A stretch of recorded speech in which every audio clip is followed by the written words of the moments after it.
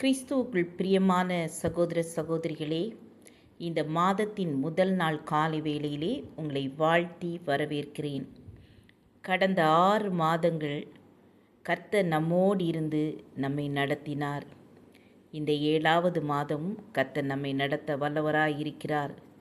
கடந்த 6 மாதங்களை நாம் கடந்து வந்தோம். எல்லா துன்பங்களுக்கும், வியாதிகளுக்கும், வேதனைகளுக்கும் நம்மை நீங்களாக்கி பாதுகாத்த கர்த்தாதி கர்த்தரை நாம் நன்றி நிறைந்த இருதயத்தோடு ஸ்தோத்தரிப்போமா? இந்த 7வது மாதத்திலும் கர்த்தர் உங்களை பாதுகாத்து வழிநடத்த வல்லவராய் இருக்கிறார். நாம் இன்றைக்கு தியானிப்பதற்காக தெரிந்து கொண்ட வேத வசனம் ஏசாயா 41 அதிகாரம் 12 வசனம். உன்னோடே போராடினவர்களை தேடியும் காணாதிருப்பாய். உன்னோடே யுத்தம் பண்ணின மனுஷர் ஒன்றுமில்லாமல் பொருளாவார்கள். நம்ம எத்தனையோ பேர் நம்மை விரோதிக்கிறவர்களாக இருக்கிறார்கள். காரணமில்லாமல் பகைக்கிறார்கள், யுத்தம் பண்ணுகிறார்கள். ஆனால் நீங்கள் அதை கண்டு என்ன செய்ய வேண்டாம், சோர்ந்து போக வேண்டாம். கர்த்தர் உங்களுக்காக என்ன செய்வார்? யுத்தம் பண்ணுவார். நீங்கள் சும்மா இருப்பீர்கள். கர்த்தர் நமக்காக யுத்தம் செய்கிறவராய் இருக்கிறார். எத்தனையோ போராட்டங்கள் வாழ்க்கையில் வருகிறது, வேதனைகள் வருகிறது, குடும்பத்தில் பிரச்சனை, சண்டைகள், சச்சரவுகள். என்ன செய்யலாம்? யார் நமக்கு உதவி செய்வாங்க? யார் நம்மோடு கூட வருவாங்க என்றெல்லாம் நீங்கள் யோசிக்கலாம். மனித அன்பு மாறி போகும். நான் உன்னோட கூட இருப்பேன், நான் உனக்கு எல்லாம் செய்வேன் என்று ப்ராமிஸ் பண்ணியிருப்பாங்க.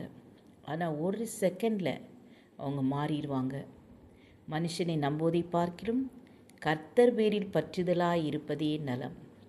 காரணமில்லாமல் பகைப்பார்கள், காரணம் இல்லாமல் சண்டைக்கு வருவார்கள். ஆனால் நீங்கள் சோர்ந்து போகாதீங்க. கர்த்தருடைய சமூகத்தில் முழங்கால் படியிட்டு, ஆண்டவரே, என்னோடு போராடினவர்கள் என்னை சுற்றிலும் இருக்கிறார்கள் என்று சொல்லி ஜெபிக்கும்போது கர்த்தர் நம்மோடு போராடினவர்களை நாம் காணாதபடிக்கு நம்மை விட்டு விலக்கி வைப்பார். இன்று கண்ட எகிப்தியனை நீங்கள் இனி காண்பதில்லை என்று வேதவசனம் சொல்கிறது. நமக்கு துன்பத்தை கொடுத்த அந்த எகிப்தியனை நீங்கள் இனி கண்களால் கூட பார்க்க மாட்டீர்கள். அப்படி கர்த்தர் உங்களை விடுதலையாக்கி பாதுகாத்து வழி நடத்துவார். எல்லா துன்பங்களுக்கும் நீங்களாக்கி பாதுகாப்பார். வியாதியோடு இருக்கிறீர்களா?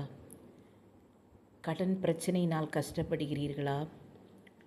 ஏதோ ஒரு கஷ்டம், பிள்ளைகளுக்கு திருமணமாகவில்லையே, குழந்தை பாக்கியம் இல்லையே, எனக்கு படிப்பதற்கு நல்ல ஞானம் இல்லையே என்று ஸ்கூலில் படிக்கிற பிள்ளைங்க நினைக்கலாம். எதுவாக இருந்தாலும், தீராத வியாதியா, பிசாசின் கட்டுகளா, எதுவாக இருந்தாலும் நீங்கள் முழங்கால் படியிட்டு கர்த்தரை நோக்கி பாருங்கள். கர்த்தர் உங்களை நடத்துவார். கர்த்தர் உங்களுக்கு விடுதலை தருவார். எல்லா போராட்டத்திலிருந்து விடுதலை தருவார். எல்லா கஷ்டமான சூழ்நிலையிலிருந்து விடுதலை தருவார். உங்களோட போராடினவர்களை நீங்கள் தேடியும் காணாதிருப்பீர்கள். உங்களுக்கு வெற்றியை தருவார், சமாதானத்தை தருவார். கர்த்தரோடு இருங்கள். மனுஷனை நம்பவே நம்பாதீர்கள். இன்றைக்கு ஒன்று பேசுவார்கள், நாளைக்கு ஒன்று பேசுவார்கள். நான் அப்படி இருப்பேன், உனக்கு அந்த மாதிரி உதவி செய்வேன் என்றெல்லாம் சொல்வார்கள். ஆனால் எதுவுமே செய்ய மாட்டார்கள். அதனால் கர்த்தரையே நீங்கள் பிடித்து கொள்ளுங்க. கர்த்தர் நடத்துவார். இந்த ஜூலை மாதம் முழுவதும் கர்த்தர் உங்களை நடத்தி உங்களை மகிழ்ந்திருக்க பண்ணுவார். உங்கள் குடும்பத்தை ஆசீர்வதித்து உயர்த்துவார். உங்கள் பிள்ளைகளை ஞானத்தால் நிரப்புவார். பலவான்களாய் மாற்றுவார். உங்கள் குடும்பம் ஆசீர்வதிக்கப்படும். நீங்கள் அவருடைய பாதத்தில் அமர்ந்து காத்திருங்கள். கர்த்தர் நிச்சயமாக உங்கள் ஒவ்வொருவரையும் ஆசீர்வதித்து உயர்த்துவார்.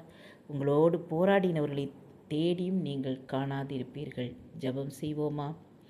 அன்புள்ள இயேசப்பா, இந்த மாதத்தின் முதல் நாளுக்காக உம்மை நன்றியோடு ஸ்தோத்தரிக்கிறோம். கடந்த 6 மாதம் முழுவதும் எங்களை பாதுகாத்தீங்க. எத்தனையோ வியாதிகள் வந்தது, போராட்டங்கள் வந்தது, நிந்தைகள் வந்தது, அவமானங்கள் வந்ததப்பா. எல்லாவற்றிலிருந்தும் எங்களை மீட்டெடுத்து இன்றைக்கு கர்த்தாவே நாங்கள் ஜெயத்தோடு நிற்க தேவரீ தந்த கிருபைக்காக உம்மை நன்றியோடு ஸ்தோத்தரிக்கிறேன். ஒவ்வொரு பிள்ளைகளையும் உம்முடைய கரத்திலே ஒப்பு கொடுத்து ஜெபிக்கிறேன் அப்பா. ஒவ்வொருவரையும் ஆசீர்வதிங்க. ஒவ்வொருவரையும் வழி நடத்துங்க. எல்லா தேவைகளையும் சந்திங்க. ஒவ்வொரு குடும்பத்தையும் ஆசீர்வதிங்கப்பா. உம்முடைய கரத்தில் ஒப்பு கொடுத்து ஜெபிக்கிறேன். இயேசுவின் நாமத்தில் பிதாவே. ஆமேன், ஆமேன். God bless you.